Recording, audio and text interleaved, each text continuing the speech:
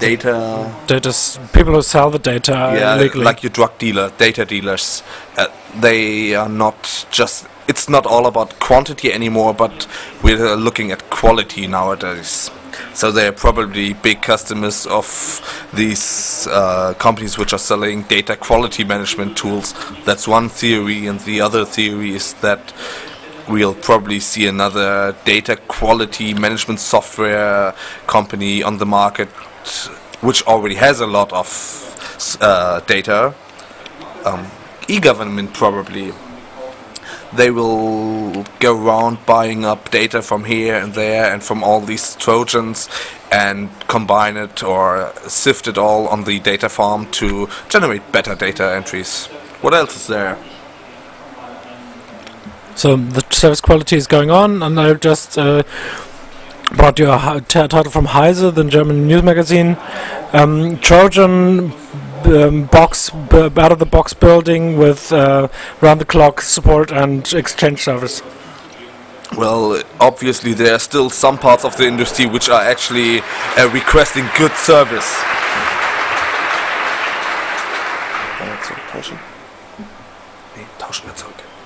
Well. Yeah, funny damage routines. Some malware. Has anybody found something funny? No, that wasn't very. The usual we encrypt your data and want money from you stories, but who forgot to take the AES key out of the data, out of the Trojan. Or has anyone seen it? Something like it?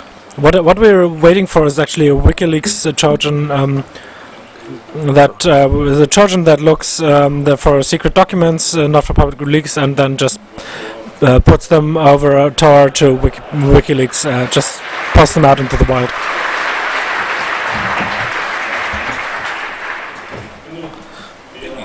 Yeah, I think that is something. If you design template, I think we have all the customer requirements in the Schockwellenreiter, a German blog. Nein, it's the book by... it's a book? Oh, sorry. It's... yeah, we don't know the name of the book, but it's a famous book, and the German blog calls itself after this famous science fiction book, which we don't know. So I'm a child of the 80s, so I only know blogs. Yeah, they're applauding the German magazine IX because they lay in information on themselves to because of the hacker paragraph in Germany. And that's brave, and bravery should get some applause. Yep. Well, and then what I noticed is what is something strange. The USA is already improving on this. They have some more notorious people criticizing the data storage, the general data storage requirements, and all the interfaces for these databases are bad because terrorists are using them. So, wow.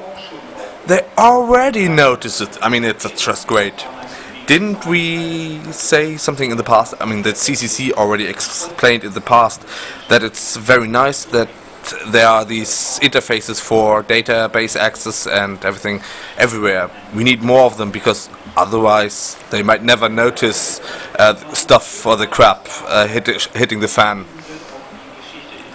However, it's always linked to Greece, where the lawful interception interfaces were used from people who didn't really belong to the Greek government, or not the Greek government at least. Oh well. Yeah. What about the last year we did ask around if your neighbor's wireless LAN is already encrypted. So this year we're asking around in the audience who has unencrypted wireless LAN in their area. Everybody hands up the hands. Oh shit, it's just don't update, leave it like that way. We will need them one day. Yeah, while the country court Wuppertal in Germany already decided that using open wireless LAN access points is a crime. And I mean, there's a open wireless LAN in my area with the ESS ID Jesus Lives. probably I came to the conclusion that you could use the asset for free speech, and how many letters can I put in there and into the ESSID, and how many mobile phones passing by can I own by putting in too many characters into the asset. Yeah, that's still some more possible, some room. Oh, SSIDs are now used also for advertising. Wow. cool. Is there nothing sacred Anymore. right? The question is obsolete since they introduced toilet paper with adverts on them. Yeah. Well, as long as WPA2 still works for a few time, I guess we'll just Yeah, it's carry on plausible using it. deniability too. Yeah, legacy hacking was good for some articles. Yes. There's still a lot of articles of systems out there which are not really current, but they're working for many years. Good example was the Polish people who used infrared transmitters to own to bring train to lose its track. Yeah, right. And But some with people infrared. saying it was 1 or 2 or maybe 4 or maybe a few others, but we don't know. Maybe if anyone in the audience has a entry for this category, just shoot. Anything? What else is there?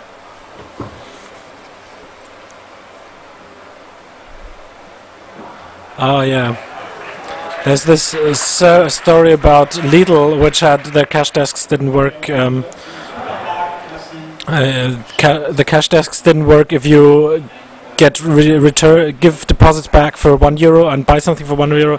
So if you buy if your bill is 0, the cash desk was crash. Cool. A 0-day exploit.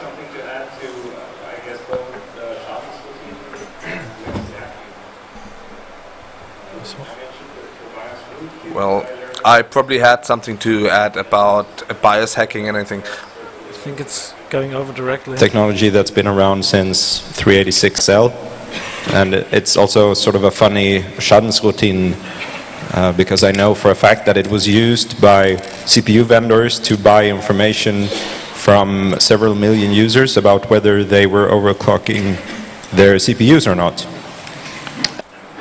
The thing is, this wasn't in 2008. This was back in 2004. But I learned about it this year. Okay. Maybe you need to translate for some. I think everybody understood. Okay. No. Thank you. We'll repeat it. No, well, carry on. We're not repeating. Good. Then we said that these little plastic routers everybody has in their homes, they will slowly become infrastructure. And we are still thinking there should be some kind of competition. We need, I mean, it shouldn't be all, or it should be good. We need some more Tor exit nodes, or going to the bed. We don't know.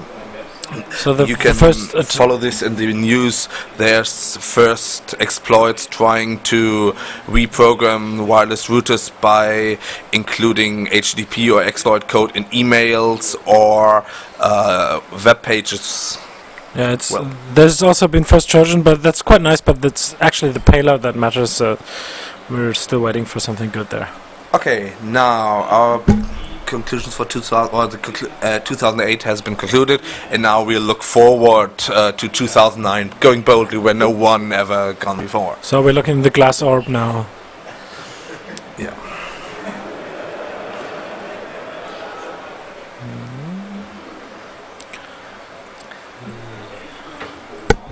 The electric or the the ID passport is coming. So the fine specifications in the end of 2009 will be they're out. We're accepting bets on how much later that actually will happen. We don't believe it's going to happen that soon. And it's also a question about quality and functionality and delivery on time and budget. So we don't think anything can go wrong there. Well, but what already is making you smile today are plans that this one should also be used as legal identification on the internet. For the ones, it's an e-passport, and for the other ones, it's the highest quality cookie you can ever get.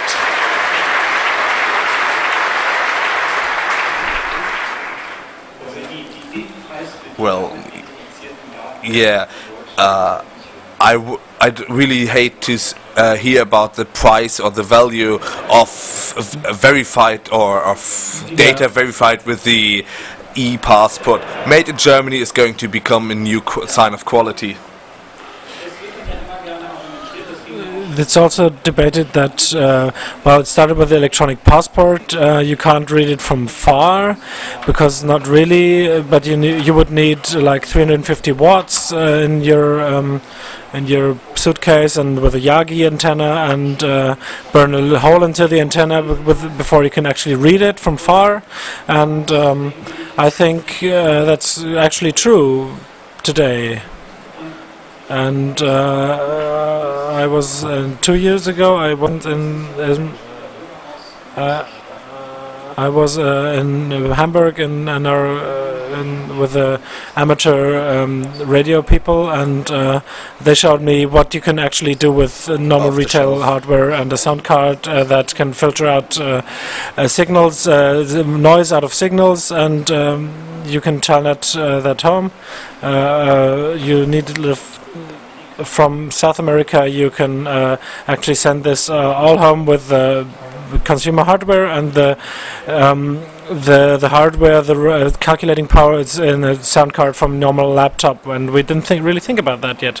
So if you think about that, the electronic passport we've got now, and it'll like hold for another 10 years. Well, it's at least allowed for the next 10 years. So yeah, well, we don't know what happens in the next 10 years.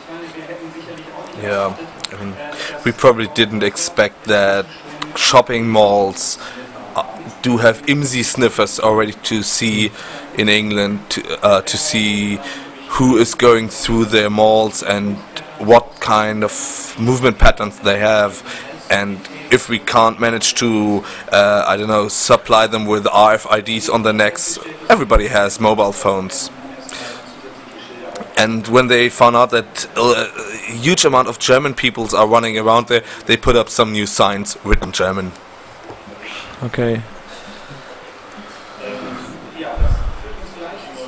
Yeah, this leads us to GSM. Well, we'll have a look at how far we are, and I think GSM is gonna die within a year. Yeah, and it's going to be toast in the next Congress. Open BTS, we can build our own networks. The BSF 11 hack by Harald, GSM sniffers, and all sorts of things. Well, we're going to add some more telephony later, and GSM as a basic technology has arrived in hacker hands. So there's our politicians are doing many phone calls, and our country is governed by SMS. So I think there's also quite a lot of potential there. Lots of things to try out.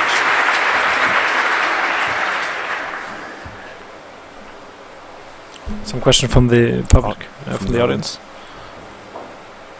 Yeah. Yeah. On the what the rain is going to be called next year, the Haar in Holland, the camp, there will be probably an own hacker cell phone network. So be prepared for that. Yeah, right. And for them not to tear it down instantly again, we'll just continue monitoring the frequencies. They are actually applying for own frequencies publicly, so that's actually legal. So